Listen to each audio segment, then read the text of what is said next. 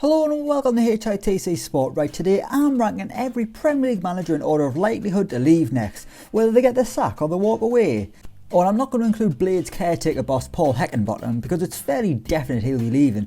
He's the luckiest guy in the Premier League right now. He's the kind of guy who gets an extra chicken nugget from McDonald's, even though he only ordered a box of 6. Anyway, I did a video similar to this back in November 2019, but a lot's changed since then, so let's go. 19. Pep Guardiola. Considering they're handing out statues like the Easter eggs at the Etihad right now, there's more chance of Guardiola being immortalised in stone than getting the sack anytime soon. To be fair, I'm pretty sure some clubs would take a statue of Guardiola as the manager over their current boss.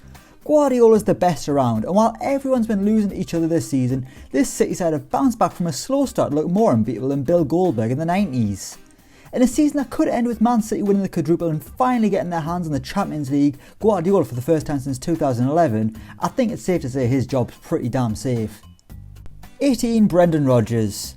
Leicester can't do much wrong these past few years, to be honest. Ever since Brendan Rodgers arrived at the King Power, he's taken the club to new heights.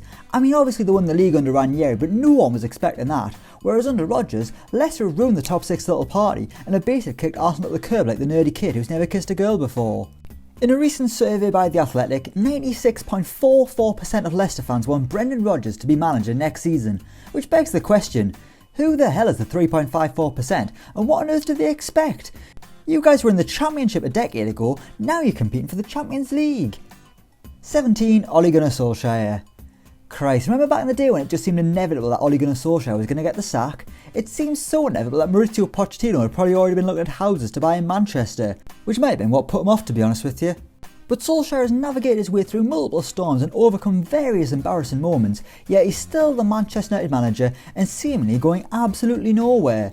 I think he probably owes Bruno Fernandes a lot for that. His penalty exploits have kept him in the job. Fair play to you, Ollie, because I thought it was an absolute joke when you replaced Mourinho, funnier than the time Britney Spears claimed to be faster than Usain Bolt. 16. Thomas Tuchel. Now obviously you've got to factor in the fact that this is Chelsea and you can get the sack just for breaking the news that the milk's gone off, but Thomas Tuchel's had an incredible start life at Stamford Bridge. There was a bit of uproar when he replaced Frank Lampard at the start of the year, but Tuchel's had a wonderful start, turning Lampard's leaky defence into something so tight you'd think he was a plumber in a previous life. Tuchel can go far with Chelsea, and he's got a wonderful squad already that doesn't need much improvement. They're one to watch next season, but for the minute, Tuchel is here to stay. Quick one boys, I'm so close to hitting 30,000 subscribers on Alexpo, so if this is one last shout for you to help me hit that milestone. If you like football manager stuff, it's the place to be. So go check it out, hit the subscribe button on it, and anyway, let's get back to today's video. 15. Jurgen Klopp. This time last year, Jurgen Klopp would have been the first in this video. His job was as safe as houses. There was no hope in hell that he was leaving Liverpool anytime soon. Fast forward 12 months and things have slightly changed. While you can point your finger at the injuries, this has been a pretty terrible season for the Reds, even more so when you remember it's a title defence. It does look like Liverpool have weathered the storm at least and regrouped, and it's obviously only a very small minority of people who want Klopp to leave. There's no real chance he'll get the sack unless things start going severely wrong, but there is the lingering threat of the Germany job becoming available this summer. Again, I don't see Klopp going for it, but you never know. I never thought I'd be making YouTube videos for a living, but here we are 5 years later. 14. Dean Smith. In an alternative universe, Aston Villa would be a championship club right now, with goal line technology doing its job and handing Sheffield United that goal that clearly went in. But it wasn't given, Villa survived, and my word, they've proven they do belong in the top flight. Villa have been an absolute delight this season, and Dean Smith deserves all the credit for it. Sure, they rely on Jack Grealish, but I'd do the same if I had a player that good in my ranks. Smith's recruited well, his summer signings have had a huge impact, and he's building a very special team at Villa Park. The only thing that would whisk him away from his boyhood club is if a bigger club comes calling, which I can't see happening anytime soon, which is good news for the Villa. 13. Mikel Arteta.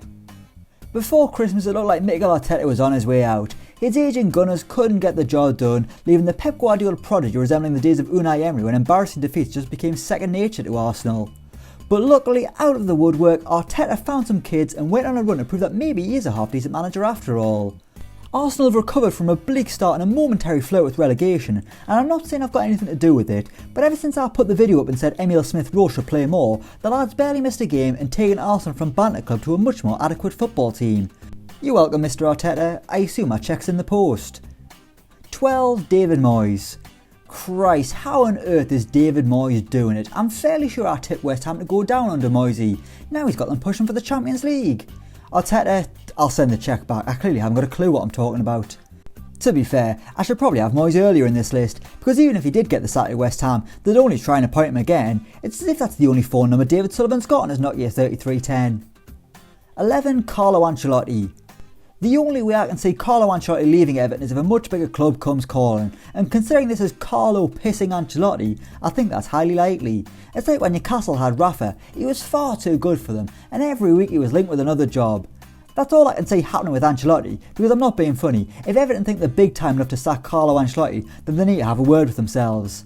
There's a good chance he can take the Toffees back into Europe, and even finish above Liverpool perhaps. Or of course they're just doing Everton and cock it all up. 10. Graham Potter. He's the king of the XG. Graham Potter is a pretty damn good manager. Put Lewandowski in that Brighton team and they'd probably be top of the league. Or at least a bit further away from the bottom at least. Would Brighton ever sack him? I mean probably, but they've got no reason to right now. They're about where they should be in the league and they're doing it in an entertaining fashion. 9. Nuno Espirito Santo. Right, we're into the patch of managers who I don't think will leave, but if they did I wouldn't be totally shocked. I feel a bit for Nuno, as this season's been totally disrupted by injuries. He's gone from having one of the most complete strikers in the league to a curly-haired lad who's a bit better known for being a Football Manager wonder kid or a YouTuber for a HITC related channel. But things have somewhat stalled for Wolves, who haven't kicked on after a bright start to life in the Premier League. Has Nuno taken Wolves as far as he can? Let me know in the comments below. 8. Scott Parker. He's the most middle management manager in the Premier League right now, but Scott Parker's job will be more than safe if he can keep Fulham in the Premier League.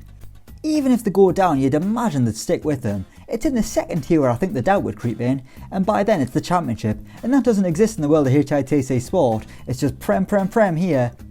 Anyway, Parker wasn't actually too popular with Fulham fans when they came up, some still had their reservations, but his job this season has probably won those people over, and he'll be going nowhere providing he keeps Fulham up. 7. Marcelo Bielsa. Right, there's no chance that Leeds will sack Marcelo Bielsa. Absolutely no way. There's more chance of Marcelo Bielsa sacking Leeds, although I'm not sure what that would entail to be honest with you. Anyway, the reason Bielsa features so highly on this list is the fact his contract expires this summer, and he's not one for hanging around clubs for a long time. I mean, this is the longest he's ever spent at a club. That's mad when you think about how legendary Bielsa is, that a 3-year spell at Leeds is the longest he's ever been in one place. There'll be talks in the summer about an extension, and I really hope he stays because Leeds have been one of the best teams to watch this season.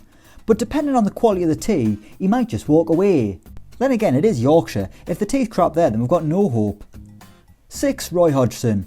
Speaking of Premier League managers whose contracts are expiring this summer, that brings us to Roy Hodgson, a man so old he's probably had both doses of his COVID vaccine. The lucky bugger. He'll be wandering around Selhurst Park constantly doing the Windows boot up noise after being microchipped by Bill Gates.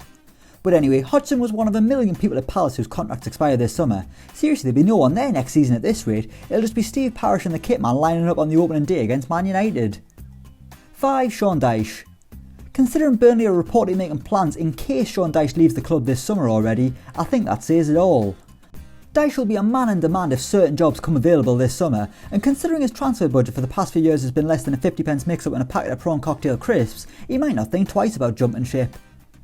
4. Ralph Hasenhuttl.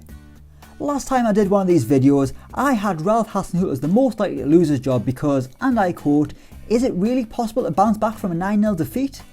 Well, it turns out it is possible to bounce back. In fact, they bounced back so much that they went to the top of the table only to lose 9-0 again. It's been a crazy couple of years for Southampton, and it's hard to tell how good Ralph Hasenhuttl actually is.